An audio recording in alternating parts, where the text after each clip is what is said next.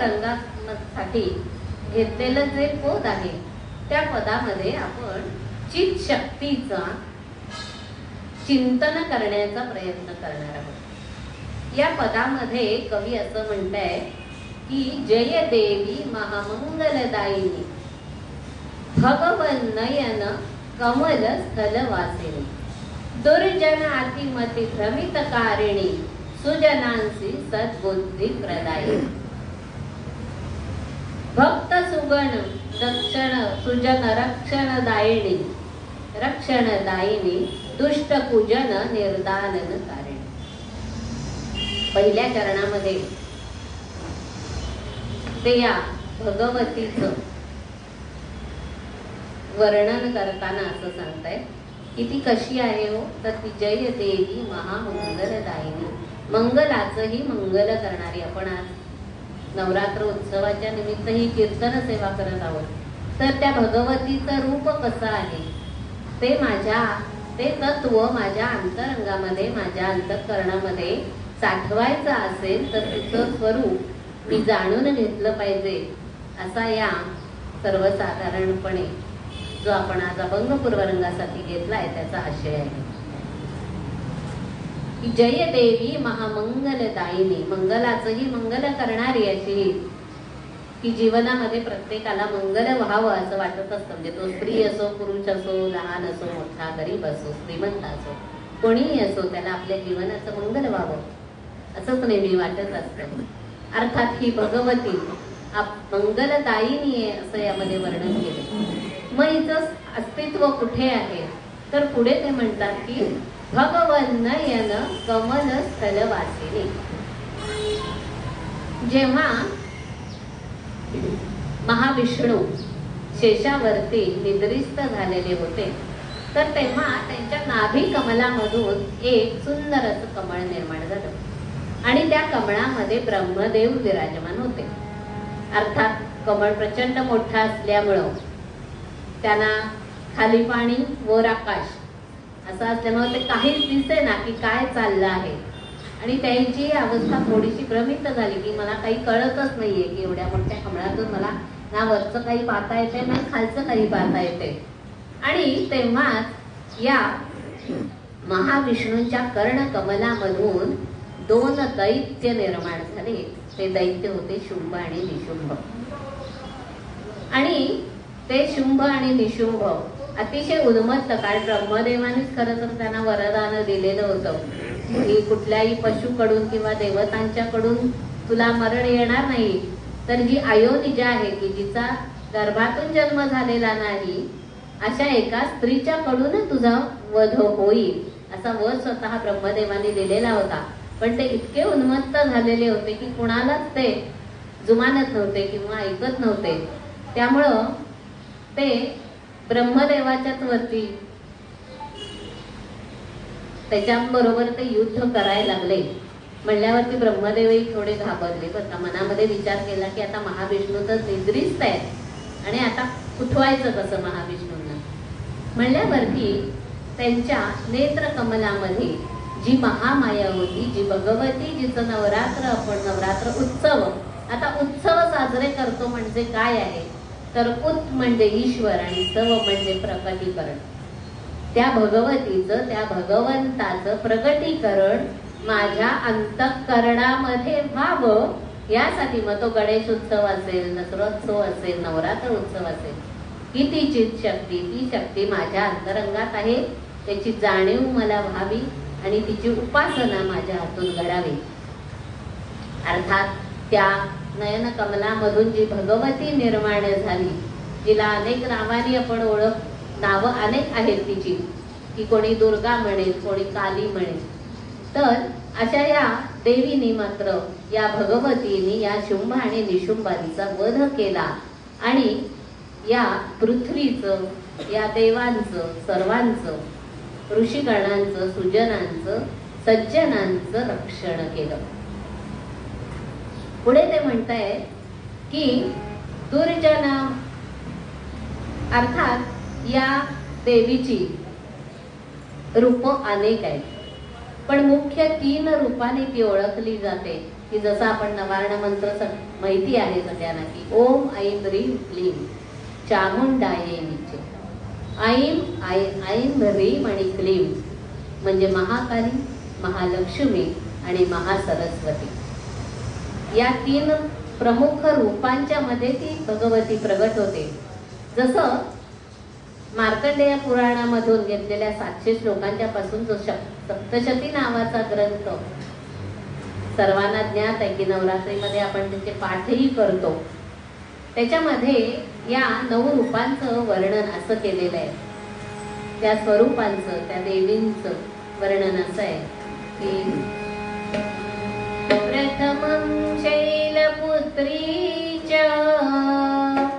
द्वितीयं ब्रह्मचारिणी, तृतीयं चंद्रघंटेति,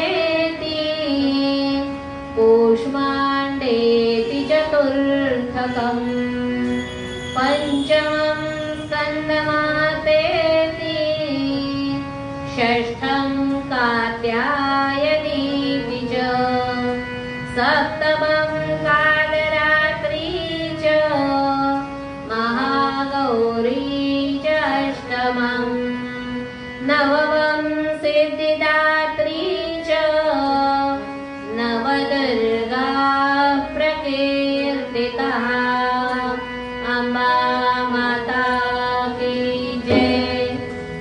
अशा या 9 रूपामधल्या 9 भगवतींचं वर्णन स्वरूप या सप्तशतीमध्ये आलेले आहे. अर्थात ऐम ओम ऐम ह्रीम क्लीम चामुंडाई विचे याच्यातला जर एक एक शब्द आपण घेतला तर त्याबरोबर नवार्ड म्हणजे 9 असेल. 9 हा ब्रह्मवाचक शब्द म्हणला जातो, कारण 9चा पाढा घेतला तर 9 9 एके 9 ना 9 दुने 18 8 ने 9 संपूर्ण पाढा केला तर शेवटी येणारी संख्या ही 9 आहे. म्हणून 9 याला की नवदुर्गा म्हणतो आपण. तसंच ही 9 प्रकारची रूप स्वरूप या भगवतीची सप्तशतीमध्ये वर्णन केली. दुसऱ्या पदामध्ये कवी म्हणतायत की दुर्जनातिमती भ्रमित कारिणी. दुर्जन अर्थात दुर्जन बुद्धीचा वापर न केल्यामुळं किंवा कुबुद्धी निर्माण झाल्यामुळं दुर्जनत्व येतं. बघा, एखादा व्यसनाधीन माणूस जर असेल तर त्याच्याबरोबर अडीच 4 जण लगेच जातात. पण सुबुद्धी सज्जन, आता इथं कीर्तनाला या म्हणलं तर काही पण कारण सांगतील पण 4 लोक येणार नाही, पण व्यसनाधीनतेकडे मात्र लगेच वळतील. अशी ही बुद्धी अनेक प्रकाराची असते, त्यामध्ये सुद्धा अनेक तरंग असतात. संत श्रेष्ठ तुकाराम महाराज म्हणतायत,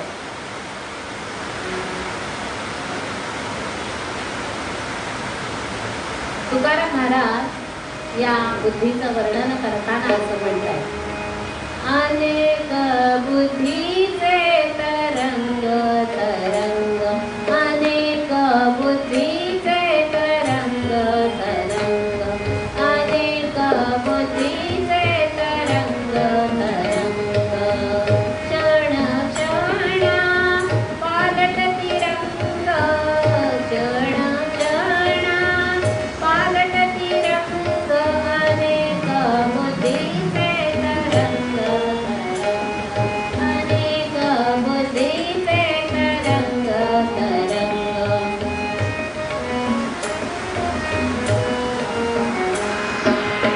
धरून जाता संग संग तव तो होतो बाधक, धरून जाता संग संग तव तो होतो बाधक, अनेक बुद्धीचे तरंग तरंग, अनेक बुद्धीचे तरंग तरंग तरंग तरंग तरंग. बघा, बुद्धीवरती सुद्धा अनेक तरंग, जसं बुद्धी आणि मन यांचं द्वंद्व कायम चालू असतं की बुद्धी एक सांगते, मन एक सांगतं आणि संकल्प विकल्पाच्या वेळच्यामध्ये अडकतो. तसंच कवी म्हणतात की दुर्जनातिमती भ्रमित कारिणी. तर ही भगवती काय करते हो, तर दुर्जनांना भ्रमित करते.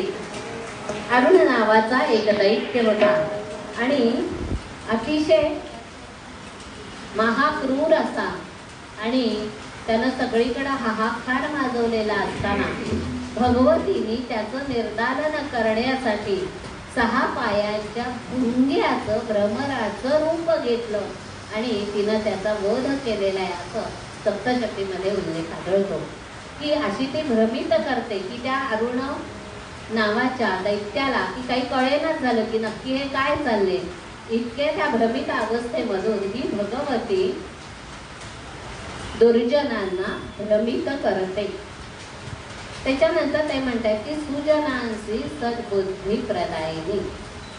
सज्जनांचं रक्षण करण्यासाठी जिचा अवतार झालेला आहे, जिचं प्रकटीकरण झालेलं आहे, तर ती काय करते तर त्यांना सद्बुद्धी प्रदान करते की तुम्ही सदाचाराने वागा, विवेकाने वागा, असं करून की सुजनांना ती सद्बुद्धी प्रदान करते आणि त्यांचं सज्जनत्व अधिकाधिक वाढवण्याचा प्रयत्न किंवा ही देवी भगवती आशीर्वाद रूपाने करत असते. पुढे कवी म्हणतायत की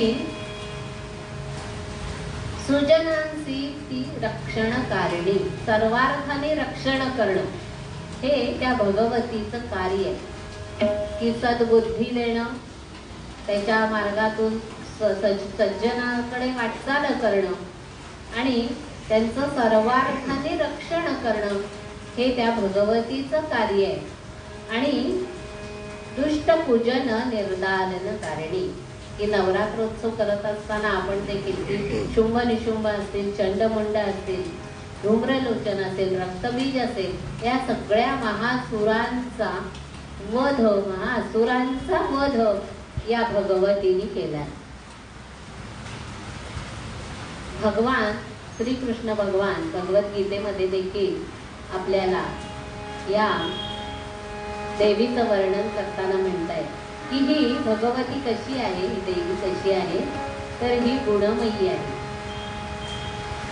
भगवंत म्हणताय, दैवी एषा गुणमयी मम माया दुरत्यया मामेव ये प्रपद्यन्ते माया भेदां तरन्ति ते.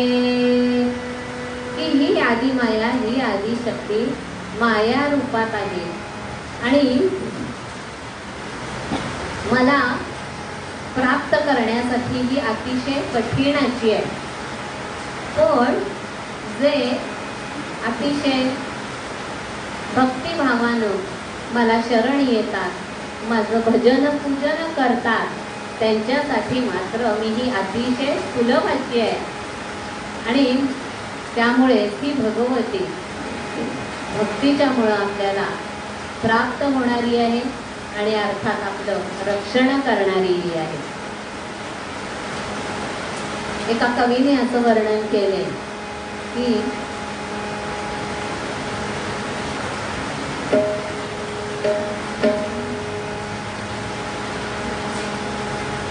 दैवी मम माया गुणमयी, दैवी मम माया गुणमयी, तरण्यासी अति कठीणची पाणी, तरण्यासी अति कठीणची पाणी, दैवी मम माया गुणमयी, दैवी मम माया गुणमयी.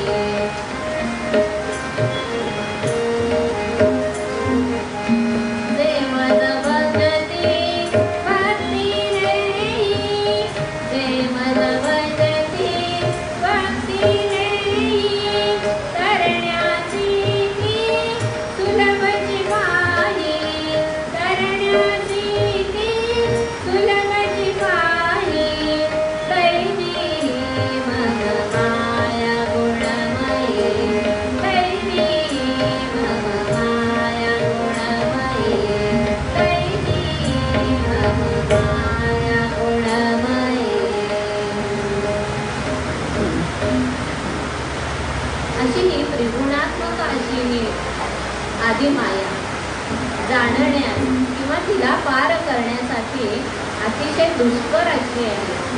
हे बघा, म्हणून दुर्गा जाणण्यासाठी किंवा प्राप्त करून देण्यासाठी अतिशय कठीण. म्हणून बघा, देवीची काही स्थानं हे वरती डोंगर, जसं सप्तशृंगी वगैरे देवींची जी स्थानं आहेत ती ते उंच डोंगरावर जाऊन बसलेली आहेत आणि आपल्याला तेव्हा श्रम करून तेव्हा आपण तिचं भजन पूजन करण्यासाठी भक्तिभावाने तेव्हा तो गड चढून जातो, तेव्हा आपल्याला तिचं दर्शन होतं.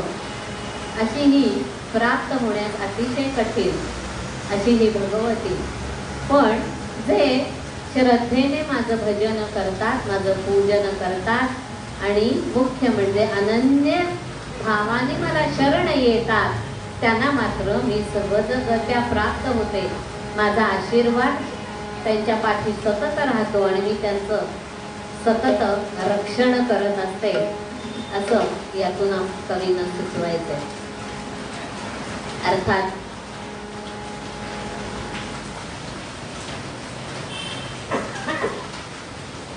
ही भगवती जी गुणमयी आहे, मायामयी आहे, तिला पार करणं जसं सांगितलं ते अत्यंत कठीण आहे. ही परमेश्वराच्या जरी अंकिता असली तरी देखील भजनाने, पूजनाने, भक्तीने, उपासनेने आपण तिला प्राप्त करून घेतो. आणि ती या जगताचं रक्षण करत असते. अर्थात हा साधारण सारांश रूप आपण जर पद्याचा बघितला तर आज या कीर्तनाच्या माध्यमातून दोन गोष्टी आज मांडाव्याशा वाटतात की आपण नवरात्र दुर्गेचं रूप म्हणून तिचं पूजन, भजन, अर्चना, उपासना करतो. पण ज्या भारतभूमीमध्ये आपण राहतो ती भारत माता देखील आपली आई आहे. ही क्रांतिकारकांनी देखील आपल्या प्राणांचं बलिदान दिलं आणि या भारत मातेचं रक्षण केलेलं आहे. बघा, म्हणूनच स्वातंत्र्यवीर सावरकर म्हणतायत, मोक्ष मुक्ती तुझीच रूपे तुलाच वेदांते. मोक्ष मुक्ती तुझीच रूपे तुलाच वेदांते. स्वतंत्र ते भगवती योगी जन पर ब्रह्म बनते. जय जय उत्तम उदात उन्नत महान मधुरते. स्वतंत्र ते भगवती, स्वतंत्र ते भगवती सर्वदा सचारी होती. वंदे त्वामहं यशोयुतां वन्दे, यशोयुतां वन्दे. जयोस्तुते जयोस्तुते श्री महान् मङ्गले शिवास्पदे शुभदे.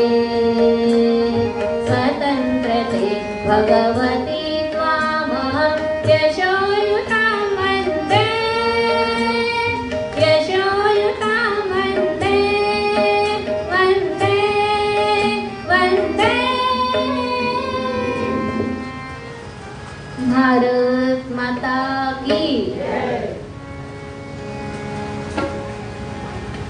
अशा या भारत मातेचं पूजन करणं की ती आपलं रक्षण करते. बघा की आपल्या सगळ्या क्रांतीवीरांनी आपल्या प्राणाचं बलिदान तर दिलंच, किंवा जसं देवीनी या भगवतीनी की तिच्यामध्ये असलेली जी शस्त्र आहेत, आयुध आहेत, त्यांनी या दुर्जनांच्या वरती विजय मिळवला किंवा या असुरांचा वध केला. अर्थात आपण प्रत्यक्ष काही सीमेवरती जाऊन लढणार नाही, पण आपल्याला एक शस्त्र मात्र दिलेलं आहे. सगळ्यात मोठं शस्त्र आहे की त्याला दोन्ही बाजू आहेत, दुधारी शस्त्र आहे. आणि ते सगळ्यात मोठं शस्त्र म्हणजे जीभ. जिभेचा वापर आपण चांगल्या गोष्टींसाठीही करू शकतो. आणि आपण बघतो की आता सध्याच्या जसे की दुसऱ्याची निंदा करणं, कटकारस्थान करणं, दुसऱ्याविषयी वाईट बोलणं, अर्थात तो आजचा विषय नाही.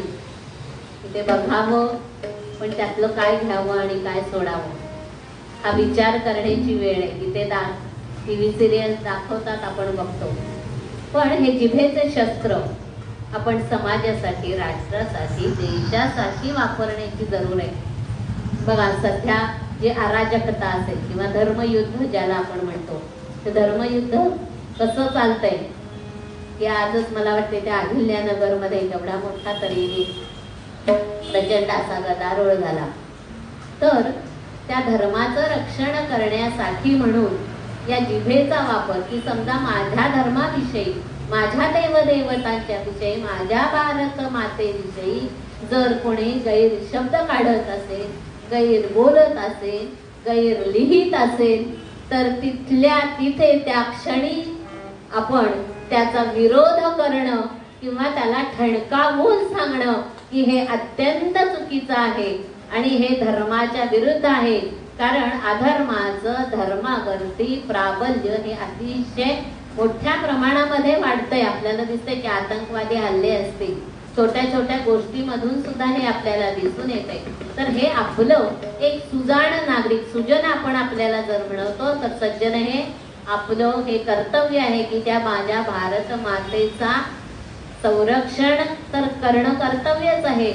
पण तिचा मान राखणं, कारण ती माता आहे.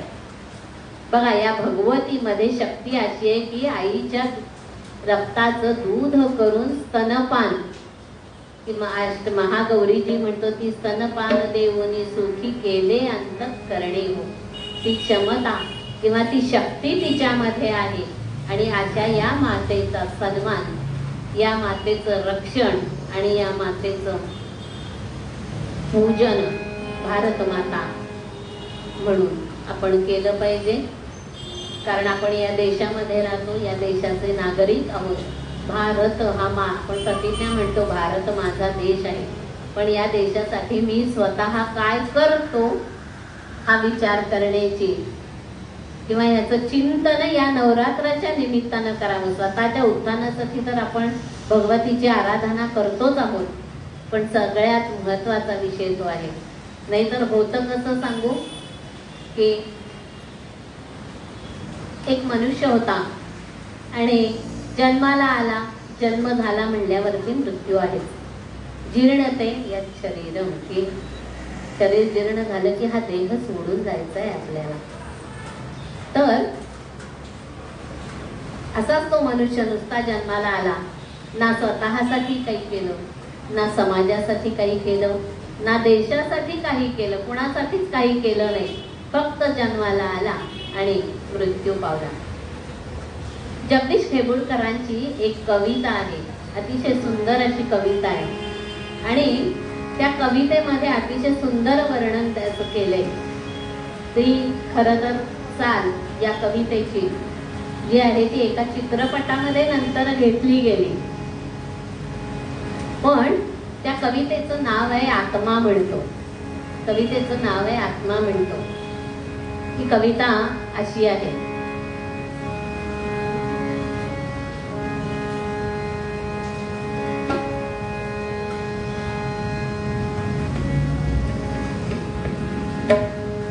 की जन्मभरी नाही केला नामाचा विचार, जन्मभरी नाही केला नामाचा विचार, नाम जप नाही केला कधी जन्मभर, आज नाम गजरात देह चालला.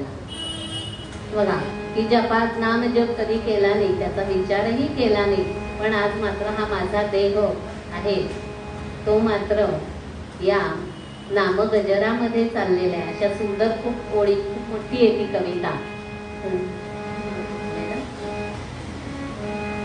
आज मरुनिया जीव झाला मोकळा, आज मरुनिया जीव झाला मोकळा, देवा सोहळा सुखाचा आज पाहिला. आज मरुनिया जीव झाला मोकळा, देवा सोहळा सुखाचा आज पाहिला.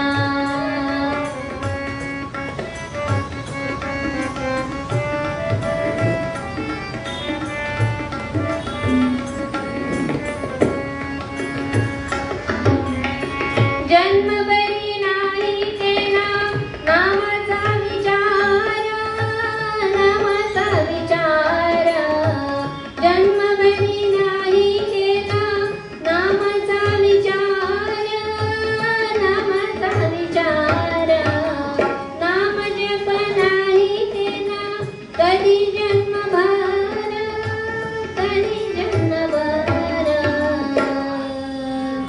आज नाम गजरात देह चालला, देवा सोहळा सुखाचा आज पाहिला. मिया गेलो मोकळा, देवा सोहळा सुखाचा आज पाहिला.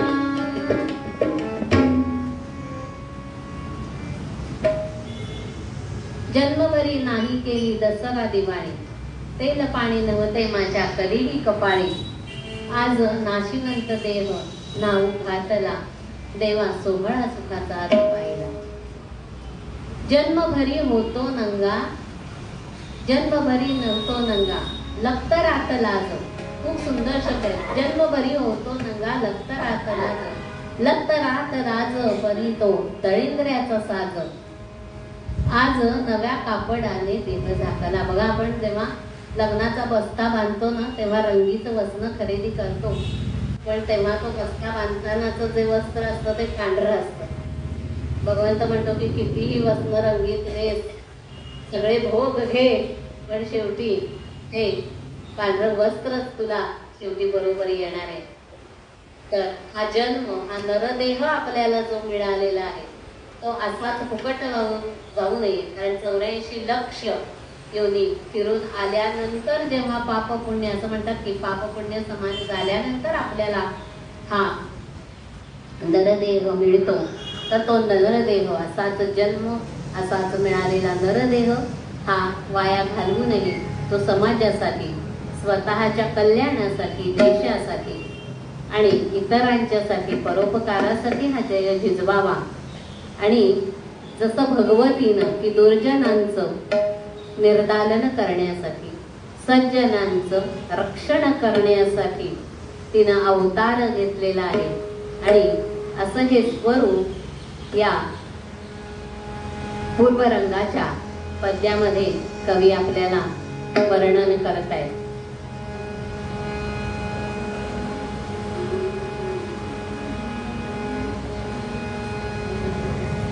जय देवी महामंगलदायिनी, जय देवी महामंगलदायिनी, भगवन् नयन कमल सरवासिनी, भगवन् नयन कमल सरवासिनी, जय देवी महामंगलदायिनी, जय देवी महामंगलदायिनी, दुर्जनाति मति भ्रमितकारिणी, दुर्जनाति मति भ्रमितकारिणी, सुजनासि सद्बोधि प्रदायिनी, सुजनासि सद्बोधि प्रदायिनी, जय देवी महामंगलदायिनी, जय देवी महामंगलदायिनी, जय देवी महामंगलदायिनी.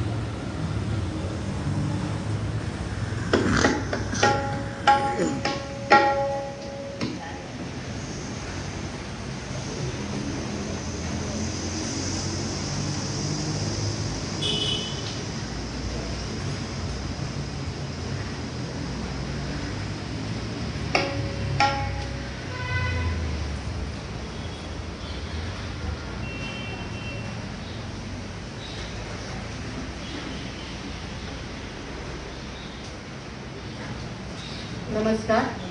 आजच्या आपल्या कीर्तनकार ज्या आहेत त्यांचा थोडक्यात परिचय करून देण्यासाठी मी इथे उभी आहे. सौ शोभना विश्वंभर फडके असं त्यांचं पूर्ण नाव आहे आणि डोंबिवली कीर्तन कुल संस्थेमधून नुकताच त्यांनी कीर्तन अभ्यासक्रम 3 वर्षांचा पूर्ण करून कीर्तन अलंकार ही पदवी प्राप्त केलेली आहे. गेली 25 वर्ष त्या पौरोहित्य वर्गाची संथा देतात. अनेक स्तोत्र, सूक्त, अनेक विद्यार्थ्यांना, अनेक वयोगटातल्या लोकांना शिकवतात आणि हे त्यांचं एक सेवा कार्य गेली 25 वर्ष सुरू आहे. गणेश मंदिर संस्था डोंबिवली या ठिकाणी त्या धार्मिक समितीच्या सदस्य म्हणून पण काम पाहतात आणि आपण आताच पूर्वरंग त्यांचा किती अतिशय उत्तम सुश्राव्य अशा गाण्यांनी सगळा परिपूर्ण असा ऐकला. तर अशा या आमच्या शोभनाताई कीर्तन कुलामधून नुकत्याच कीर्तन अभ्यासक्रम पूर्ण करून बाहेर पडलेल्या आहेत. त्या निमित्ताने डोंबिवली कीर्तन कुल संस्थेतर्फे कीर्तन प्रशिक्षणाचे वर्ग चालतात अगदी नियमितपणे. ह्याचाही एक इथे सगळ्यांना सांगण्याची संधी घेते. ज्यांना कोणाला असं काही शिकण्याची इच्छा असेल तर नक्कीच आमच्या कीर्तन कुलाच्या अध्यक्षा इथे बसलेल्या आहेत सौ अस्मिताताई देशपांडे, त्यांच्याकडे तुम्ही संपर्क साधू शकता. मी शोभनाताईंना आख्यान सुरू करण्याची विनंती करते.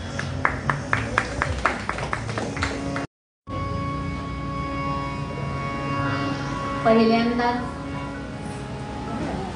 हा चरित्र भाग किंवा पूर्वपद्य सादर केलेला असल्यामुळे तुमच्याही लक्षात आलं असं की थोडं कम्युनिकेशन करताना थोडा अर्थात जे काही चुकत असेल ते माझे आहे. मी जे काही चांगले विचार किंवा प्रयत्न असतील ते माझे गुरु आदरणीय सरपोतदार बुवांनी दिलेले. कीर्तनाच्या प्रथेप्रमाणे गजर करूया.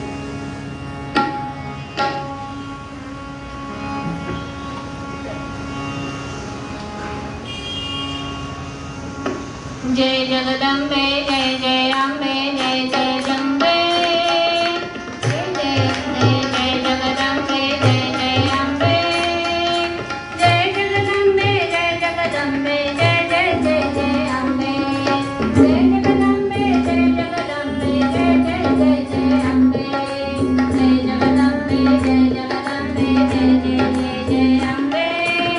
जगदंबे जय जगदंबे जय जय जय जय अम्बे जय जगदंबे जय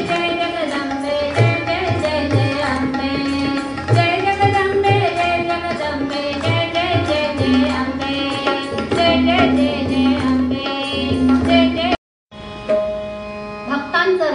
करणारी आणि दुर्जनांचा संहार करणारी या भगवतीचं स्वरूप आपण आता पहिल्यांदा पूर्वरंगामध्ये पाहिलं.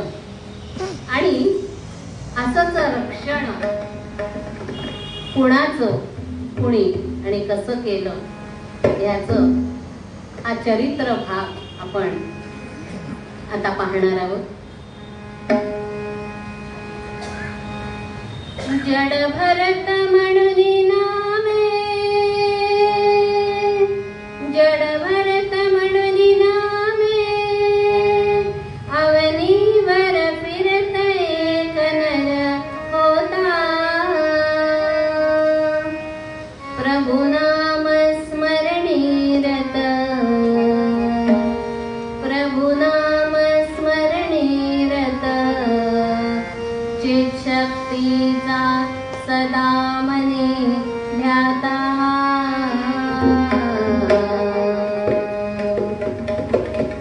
पूर्वयुगामध्ये जड भरत नावाचा एक महाज्ञानी येऊन गेला.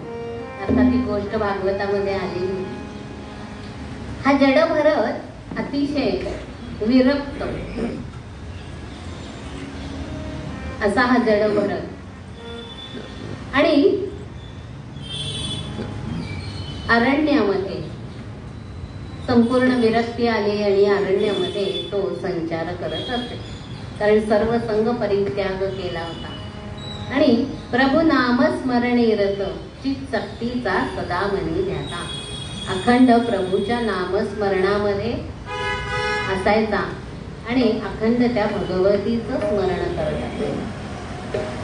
अर्थात सर्व संग परित्याग केलेला असल्यामुळे विरक्त असल्यामुळे अरण्यामध्ये राहायचं. शुद्ध जल जिथं मिळेल ते जल प्राशन करायचं. कंदमुळं खायची, झाडाची फळं खायची. असं करून त्याची उपजीविका किंवा दररोजचा दिनक्रम चालत असतो. अर्थात विरक्त असल्यामुळं अरण्यामध्ये असलेले हिंस्र पशु पक्षी यांची देखील त्याला काही भीती नव्हती. कारण पूर्ण विरक्ती असलेली असते आणि सर्वसंग परित्याग केलेला असल्यामुळे त्याला स्वतःच्या देहावरती देहावरती प्रेम नव्हतं म्हणण्यापेक्षा देहाभिमान नव्हता. त्यामुळे त्याला भीती वाटत नसायची. तो अरण्यामध्ये अगदी प्रभूचं नामस्मरण करीत राहत असायचा.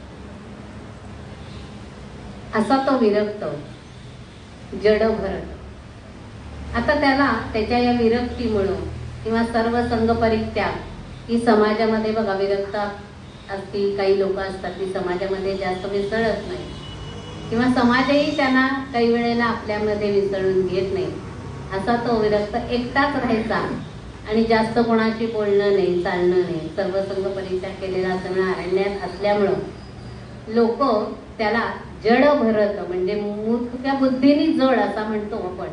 खरा तर तो ज्ञानी होता बरं का, पण त्याला जड भरत असं म्हणायचं. अर्थात आपल्या भारत देशाचं नाव देखील की त्याचा पूर्वजन्म कसे होते ते येईल नंतर त्याच्यात, की त्याच्या नावावरून या देशाला भारत हे नाव नाही तर त्याच्या आधी अजनाब पर्व असं या आपल्या भारतभूमीचं नाव होतं आणि त्या खरं तर राजाच्या नावावरून भारत हे नाव आपल्या या देशाला पडलं. तर असा हा जड भरत कसा होता हो, तर कवी वर्णन करतायत.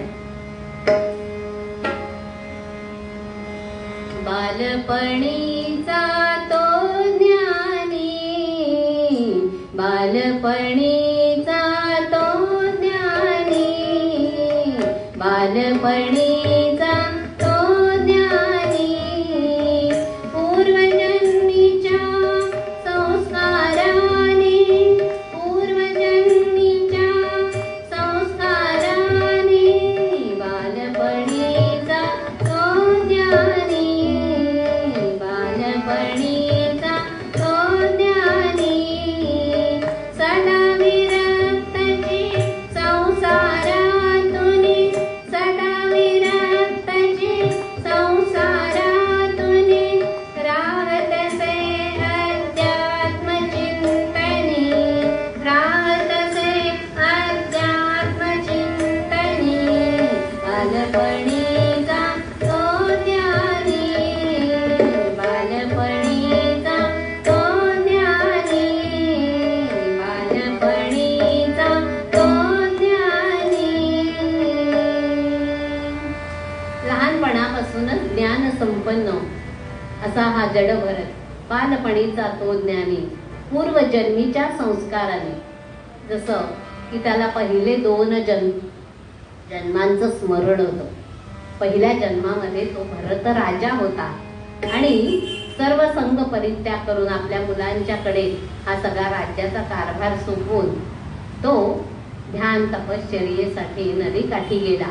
आणि त्या नदीकाठी तपश्चर्या करत असताना एका मृगाचं शावक, एक मृग ती जी गर्भिणी होती तर ती तिथं पाणी प्यायला आलेली असताना एका सिंहाने तिच्यावर झडप घालतोय असं कळल्यानंतर तिनं त्या नदीमध्ये उडी मारली आणि त्याच वेळेला एका शावकाचा जन्म, त्या मृगाच्या शावकाचा जन्म झाला आणि ती मृगिणी होती ती तिथं मृत पावली आणि ते शावक मात्र तिथेच राहिलो. आणि हे जेव्हा राजाने पाहिलं तेव्हा राजाच्या मनामध्ये अत्यंत करुणा दाटून आली आणि त्यांनी तिचा सांभाळ सुरू केला की उठता बसता तिला त्याचं स्थान, की इकडे आपण ध्यान जप करायला आलोय त्याच्यामधून त्याचं लक्ष बाजूला गेलं आणि त्या शावकावरती अत्यंतिक प्रेम तो करायला लागला. आणि शेवटी असं असतं की अंत्यमती सागती, तेच त्याच्या शेवट मृत्यूच्या समयी की माझ्यानंतर ह्या शावकाचं काय होईल असा विचारच मनामध्ये धरून तो मृत्यू पावला. आणि त्याच्यानंतरचा मात्र पुढचा जन्म त्याला हरणाचा मिळाला. अशा 2 जन्माचं की पूर्वजन्मीच्या संस्काराने हे त्याला ज्ञात असल्यामुळं या जन्मामध्ये की अंगिरस कुळामध्ये, ब्राह्मण कुळामध्ये त्याचा जन्म झाल्यानंतर मात्र तो सावध झाला की कोणत्याही मोहपाशामध्ये आपण आता अडकायचं नाहीये आणि म्हणून त्याने विरक्ती त्याला आलेली होती. असा तो बालपणीचा ज्ञानी पूर्वजन्मीच्या संस्काराने सदा विरक्तची संसारातून सर्व संघ परित्याग करून तो राहत असे अध्यात्म चिंतने, सतत भजन पूजन भगवतीची, भगवंताची उपासना अर्चना करण्यामध्ये तो वेळ घालवायचा. असेच बरेच दिवस गेले आणि एके दिवशी मात्र झालं असं की त्या जंगलामध्ये काही चोर आले. अर्थात ते चोर कशासाठी आले ते बघा. एकदा त्या काननी चार चोर, एकदा त्या काननी चार चोर,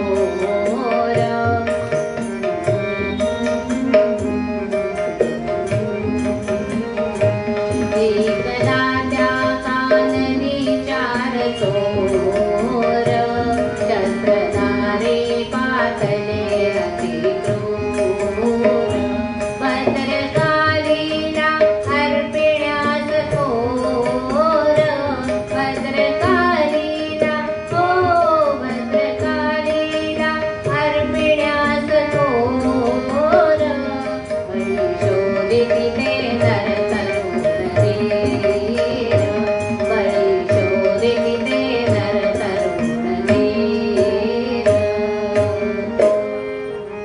त्या वनामध्ये त्या अरण्यामध्ये चार चोर आले.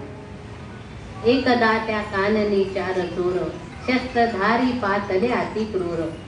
हातामध्ये शस्त्र घेऊन ते त्या अरण्यामध्ये आले. आता त्या अरण्यामध्ये येण्याचं कारण काय होतं तर त्यांना असं कळलेलं होतं की त्या अरण्यामध्ये भद्रकाली देवीचं मंदिर आहे आणि त्या मंदिरामध्ये जर बळी दिला तर आपल्याला अगणित असं धन प्राप्त होईल असं त्यांना कळलेलं होतं. त्यामुळे त्या अरण्याचा थोडा भाग त्यांचा हिंडून झाला का, पण त्यांना असं काही कोणी तिथं दिसलंही नाही. आणि जेव्हा अरण्यात फिरून फिरून ते निराश झाले आणि आता एके ठिकाणी बसणार तर तेव्हा तिथे त्याला हा जड भरत दिसला. आणि भद्रकालीला आता याला आपण बळी द्यायचा, कारण त्या बळी देण्यासाठी अट अशी होती की तो जो बळी द्यायचा आहे तो मनुष्य तरुण पाहिजे, धडधाकट पाहिजे, धष्टपुष्ट पाहिजे. आणि असा तो तरुण अनायसेच जडभरताच्या रूपाने त्यांना सापडला. आणि त्यांनी त्या जडभरतापाशी जाऊन विचारलं की काय रे तू इथं काय करतोय. त्यांनी सांगितलं की मी ध्यान धारणा जप तप करत मी या अरण्यामध्येच हा माझा आश्रयस्थान आहे. म्हणल्यावर त्यांनी विचारलं की तुला काही संसार मुलं बाळ काही नाहीये का रे की तू असा अरण्यात येऊन का राहिलाय. नाही, त्यांनी सांगितलं की मग विरक्त असल्यामुळे मी सर्वसंग परित्याग केलेला आहे आणि मी त्यामुळे मी आता तिथे राहतो. म्हणल्यावरती या चोरांना मात्र अतिशय आनंद झाला बरं का. चला म्हणले बरं झालं आपल्याला पाहिजे तसा आणि पाहिजे तेव्हा आणि पाहिजे ते मिळवण्यासाठी आपल्याला योग्य असा बळी मिळाला. त्यांनी त्या जडभरताला विचारलं काय रे आम्ही या भद्रकालीच्या देवीला तुझा बळी देणार आहे तर तू तयार आहेस का. तो म्हणला हो. त्या चोरांनाही आश्चर्य वाटलं की हा लगेच कसं काय होईल म्हणाला की याच्या मनामध्ये काही शंका कशा आल्या नाही किंवा पहिल्यांदाच विचारल्यानंतर लगेच यांनी हो म्हणून का उत्तर दिलं असा प्रश्न त्या चोरांना पडला. त्यांना वाटलं की कदाचित बळी या शब्दाचा अर्थ याला कळला नसेल बरं का, कारण त्यांना काही माहिती नव्हतं का हा किती ज्ञानी आहे. म्हणून त्यांनी पुन्हा त्याला विचारलं की काय रे आम्ही तुला भद्रकालीला बळी देणार आहे तर तू तयार आहेस का. जडभरत म्हणतो हो. म्हणतो बघ विचार. ते चोर म्हणतात विचार कर बळी देणार आहे आम्ही तुला. पुन्हा परत जडभरत हो म्हणाला. म्हणल्यावरती मात्र त्या चोरांनी त्यांना विचारलं अरे आम्ही तुला 2-4 वेळेला विचारलं तुला बळी देणार आहे बळी देणार आहे तर तू हो म्हणतोयस. जडभरत म्हणाला की हा देह नाशिवंत आहे, जन्म आहे त्याला मृत्यू आहे. त्यामुळं हा देह जर माझ्या म्हणजे मला बळी देऊन जर तुमचं काम होणार असेल तुमचं हित जर साधणार असेल तर मी बळी जायला आनंदाने तयार आहे. असं म्हणल्यावरती त्या चोरांना अतिशय आनंद झाला आणि त्यांनी त्याला सांगितलं की आता आम्ही बळी देण्यासाठी जी काही सगळी तयारी करायची ती करतो. जडभरताने त्यांना एक विनंती केली की या भद्रकालीच्या समोर मला थोडा वेळ बसून ध्यान धारणा करायची आहे, त्याची मात्र मला तुम्ही परवानगी द्या. तर चोराने म्हटलं ठीक आहे, हा काय थोडा वेळ जप करेल, आता बळी द्यायचा याचा याची शेवटची इच्छा असेल तर आपण ती पूर्ण करूया. म्हणून त्यांनी त्याला चोरांनी संमती दिली. हा स्नान संध्यादी विधी वगैरे करून आला आणि देवीच्या भद्रकालीच्या समोर ध्यानधारणेसाठी बसला आणि देवी भगवतीला प्रार्थना करते. काय करते?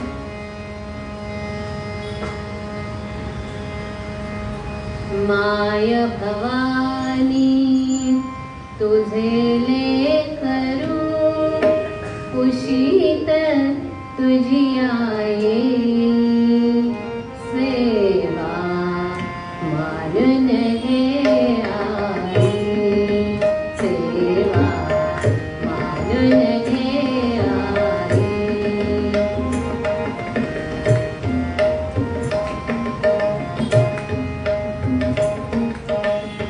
माय भवानी तुझे लेकरू कुशीत तुझी आये, सेवा मानून घे आई, सेवा मानून घे आई.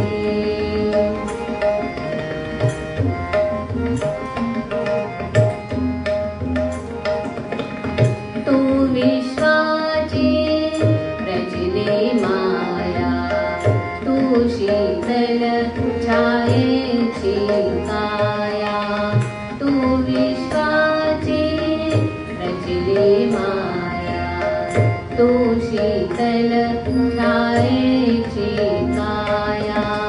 तुझ्या दयेचा ओघ अखंडित दुरित लयाला दे, सेवा मानून घे आई, सेवा मानून घे आई.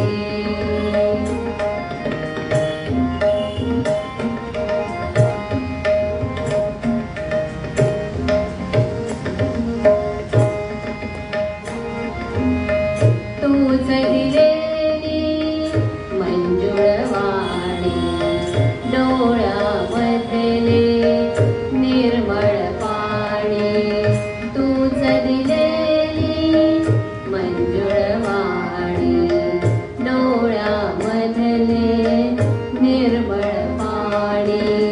तुझ्या पूजना माझ्या जवळी याविण दुसरे नाही, सेवा मानून घे आई, सेवा मानून घे आई, सेवा मानून घे आई. मनामध्ये अशी भावना आहे की आपला जरी बळी दिला ना तरी त्या माय भवानीच्या कुशीमध्ये मला अखंड निवास करायला मिळणार आहे, ही मनामध्ये भावना आहे. प्रार्थना करतोय आणि ही प्रार्थना करून त्या ध्यानमग्न अवस्थेमध्ये अतिशय रममाण झालाय. कशाचंही भान त्याला राहिलेलं नाही की आसपास आपल्याला काय घडतंय, आपला बळी जाणार आहे हा कोणताही मनामध्ये कोणताही संकल्प नाही, विकल्प नाही. कारण विरक्त वृत्ती होती, त्यामुळे संकल्प विकल्प रहित असा तो जडभरत. हे सगळं चालू असताना मात्र त्या चोराने जोरात आवाज चढवला आणि त्या जडभरताला म्हणाले, ए बास कर तुझं ते ध्यान आणि धारणा, आता तुला बळी द्यायची आम्ही सगळी तयारी केलेली आहे, त्यामुळे आता तो चल उठ आणि तयार हो. बर का? त्या चोराने सगळी तयारी केली.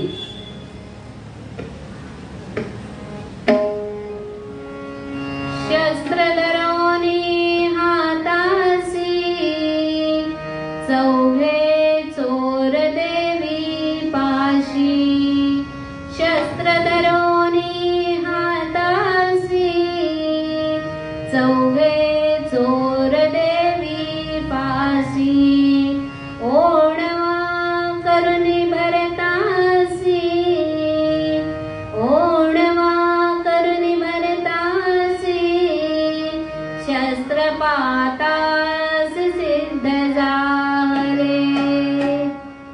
आता मात्र या जडभरताचा बळी द्यायचा, मग तो एकट्याने काही आपल्याला हे काम जमणार नाही, म्हणून त्या चौघांनीही शस्त्रवर काही एकाने नाही, चौघांनीही शस्त्र हातामध्ये घेतली.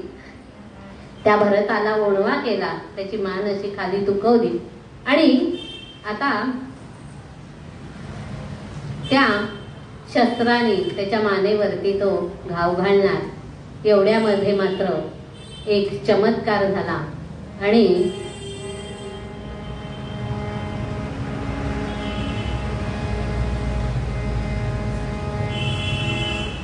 हात उगारुनी शस्त्र टाकिती, हात उगारुनी शस्त्र टाकिती, त्यांचे ते पडती. हात उगारुनी शस्त्र टाकिती, त्यांचे ते पडती. जियामध्ये नष्ट करी तसे विनती, जियामध्ये नष्ट झाले भरत करी तसे विनती. हात उगारुनी शस्त्र टाकिती, हात उगारुनी शस्त्र त्यांचे ते शिरी पडती, त्यांचे पडती. जियामध्ये नष्ट झाले भरत करी तसे विनती. आकाशस्ते ही मजवरी, आकाशस्ते ती मजवरती. काय विलंब होत असे अति, काय विलंब होत असे, काय विलंब होत असे अति. की जडभरत खाली मान तुकवून उभा आहे आणि आता हे चौघेही चोर या जडभरताच्या मानेवरती घाव घालणार. इतक्यामध्ये असं झालं की ती जी शस्त्र त्याने हातामध्ये धरलेली होती, ती शस्त्र त्या भगवतीच्या प्रगट होण्यानं, तिच्या रूपामुळे ती त्या चौघा चोरांच्याच मानेवरती पडली आणि त्यांचा अंत झाला. की जसं पूर्वपद्यामध्ये म्हणलं की दुर्जन अतिमती भ्रमित कारणे, की त्यांना सगळा भ्रम निर्माण केला, पण त्यांचा नाश मात्र या भद्रकालीने केला. पण हे या जडभरताला खाली मान घालून उभा असल्यामुळं त्याला हे काहीच माहिती नाही आणि तो त्या चोरांना म्हणतोय की अरे तुम्हाला बळी द्यायचाय ना, मग इतका विलंब का करताय, खूप उशीर झालाय, माझा बळी द्यायचाय, तर लवकर शस्त्र माझ्यावरती चालवा.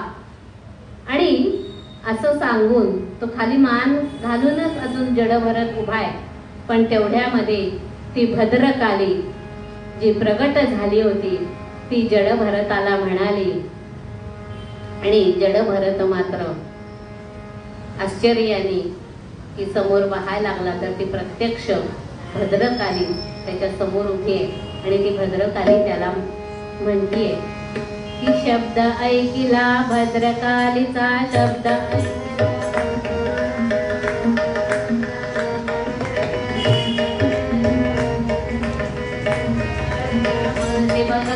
शब्द ऐकिला भद्रकालीचा, ओठ बालका मदसी बघ कसा.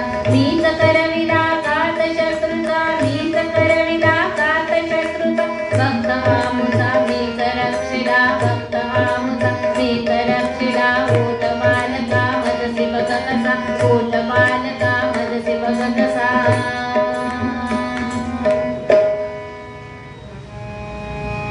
शब्द ऐकिला भद्रकालीचा, उठ बालका मजसे बघ कसा.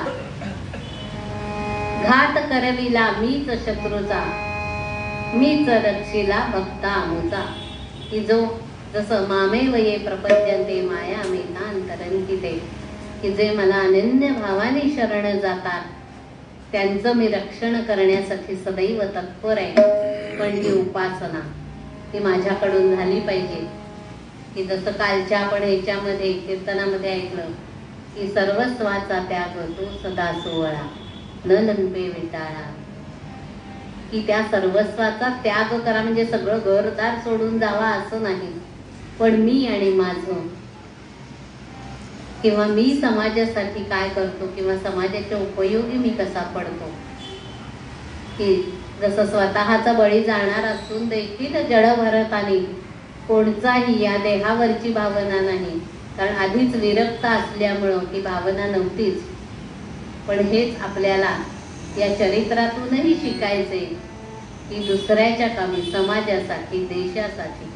कारण आज आपण नवरात्र उत्सव साजरा करतो, पण तेव्हा म्हणजे नुसतंच कुठल्या रंगाच्या साड्या नेसायच्या, उपवासाला बगर खायची का साबुदाणा खायचा, किंवा सगळ्या विचित्र प्रकार की गरबा खेळायला हरकत नाही म्हणता म्हणून इथे उल्लेख करावा वाटतो.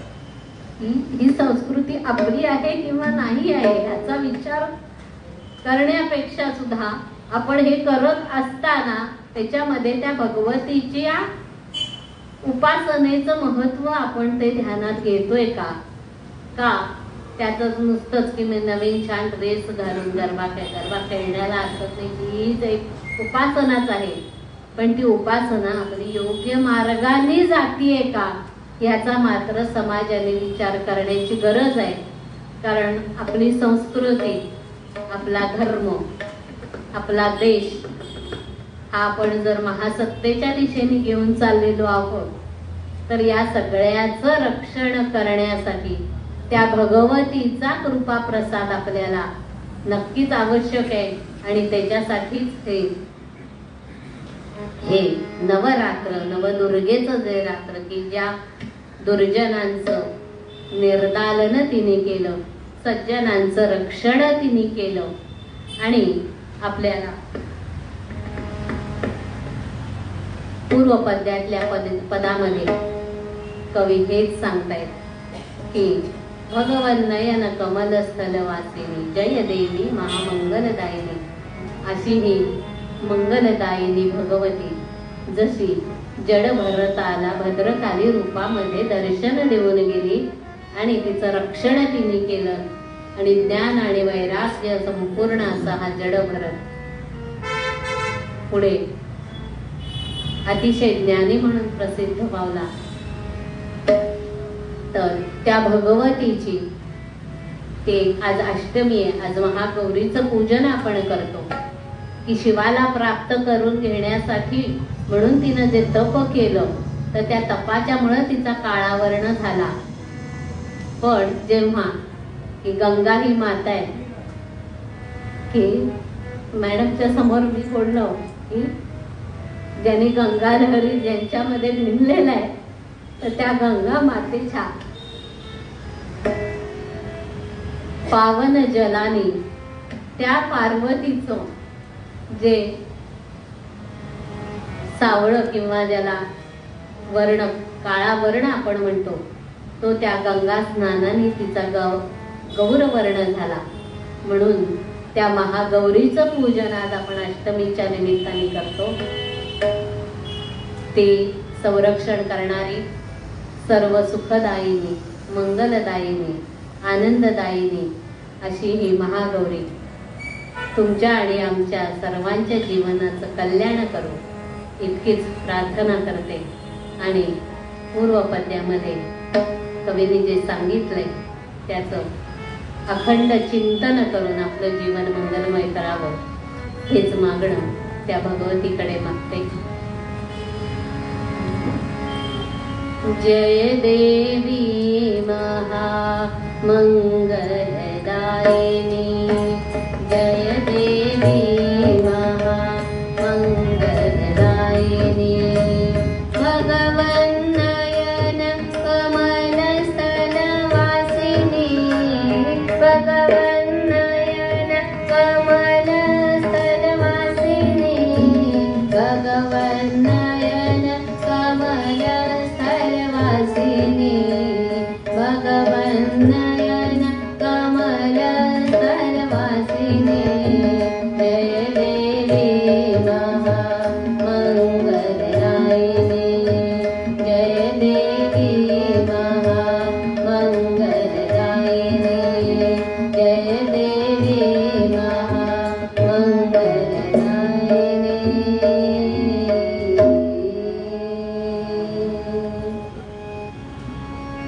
झालेली सेवा श्री भगवतीच्या चरणी आणि श्री साईनाथ महाराजांच्या चरणी अर्पण करते.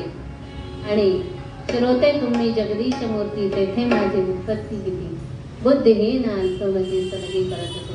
माझ्या अल्पमतीप्रमाणे, माझ्या अल्पबुद्धीप्रमाणे जे काही माझ्या गुरूंनी शिकवलेलं होतं त्याच्यातून जे मला ज्ञात झालेलं होतं ते मी तुमच्या समोर मांडण्याचा यथाशक्ती यथामती प्रयत्न केला. अर्थात तुम्ही सर्व जगदीश मूर्ती असल्यामुळे तुमचे आशीर्वाद सतत माझ्या पाठीशी असणारच आहेतच. हीच सदिच्छा व्यक्त करते आणि हेच मागणं भगवंतापाशी मागते.